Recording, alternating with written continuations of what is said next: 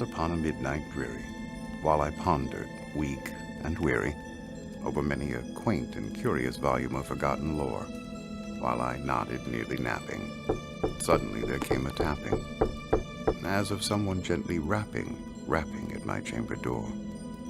"'Tis some visitor," I muttered, tapping at my chamber door. "Only this, nothing more." Distinctly I remember it was in the bleak December, and each separate dying ember wrought its ghost upon the floor. Eagerly I wished the morrow, vainly I had sought to borrow from my books surcease of sorrow, sorrow for the lost Lenore, for the rare and radiant maiden whom the angels name Lenore, nameless here forevermore.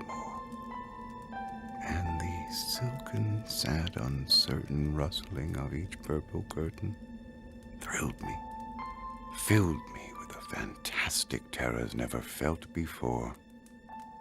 So that now, to still the beating of my heart, I stood repeating, "'Tis some visitor entreating entrance at my chamber door.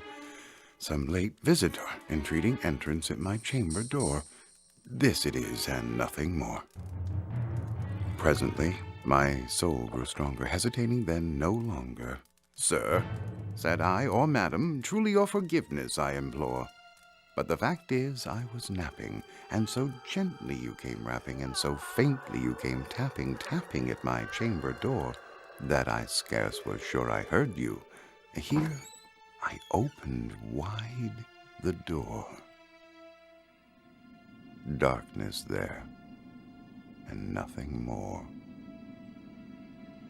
Deep into that darkness peering, long I stood there wondering, fearing, doubting, dreaming dreams no mortals ever dared to dream before.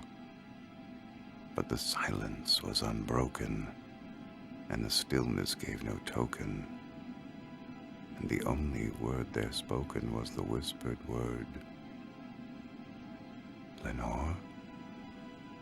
This I whispered, and an echo murmured back the word, "Lenore?" Merely this, and nothing more. Back into the chamber turning, all my soul within me burning, soon again I heard the tapping, something louder than before. "Surely," said I, "surely that is something at my window lattice. Let me see then what thereat is, and this mystery explore. Let my heart be still a moment, and this mystery explore. 'Tis the wind, and nothing more." Open here I flung the shutter, when with many a flirt and flutter, in there stepped a stately raven of the saintly days of yore. Not the least obeisance made he, not a minute stopped or stayed he, but with mien of lord or lady perched above my chamber door, perched upon a bust of Pallas just above my chamber door, perched and sat, and nothing more. Then this ebony bird beguiling my sad fancy into smiling, by the grave and stern decorum of the countenance it wore. "Though thy crest be shorn and shaven, thou," I said, "art sure no craven, ghastly grim and ancient raven wandering from the nightly shore. Tell me what thy lordly name is on the night's Plutonian shore." Quoth the raven, "Nevermore." Much I marveled this ungainly fowl to hear discourse so plainly, though its answer little meaning, little relevancy bore. For we cannot help agreeing that no living human being ever yet was blessed with seeing bird above his chamber door, bird or beast upon the sculptured bust above his chamber door, with such a name as Nevermore. But the raven, sitting lonely on that pallid bust, spoke only that one word, as if his soul in that one word he did outpour.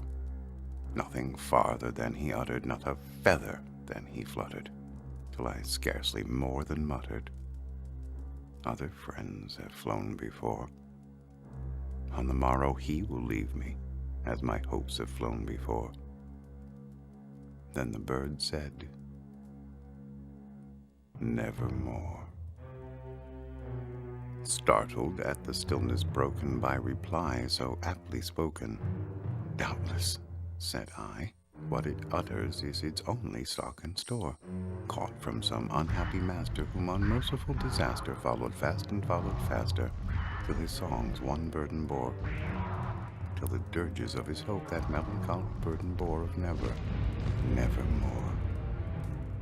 But the raven still beguiling all my sad soul into smiling, straight I wheeled a cushioned seat in front of bird and bust and door.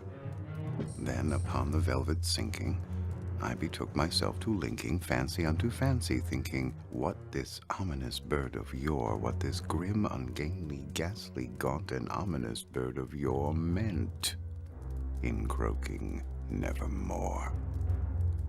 This I sat engaged in guessing, but no syllable expressing, to the fowl whose fiery eyes now burned into my bosom's core. This and more I sat divining, with my head at ease reclining on the cushion's velvet lining that the lamplight gloated o'er, but whose velvet violet lining with the lamplight gloating o'er she shall press nevermore. Then methought the air grew denser, perfumed from an unseen censer swung by seraphim whose footfalls tinkled on the tufted floor.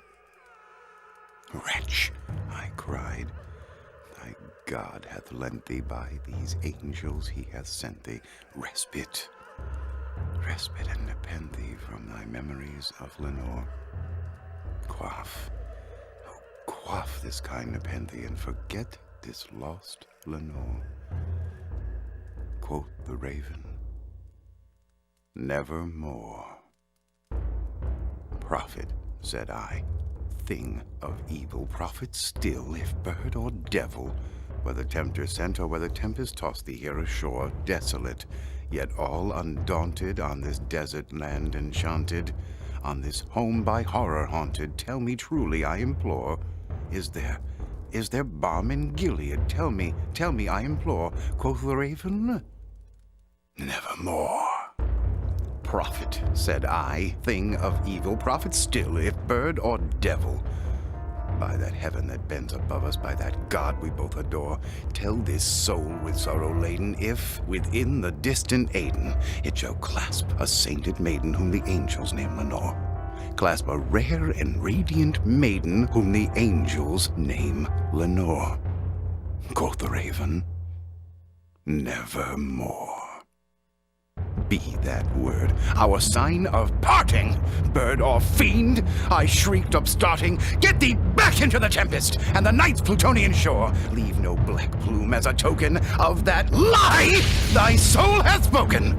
Leave my loneliness unbroken, quit the bust above my door. Take thy beak from out my heart, and take thy form from off my door. Quoth the raven, nevermore. And the raven never fled.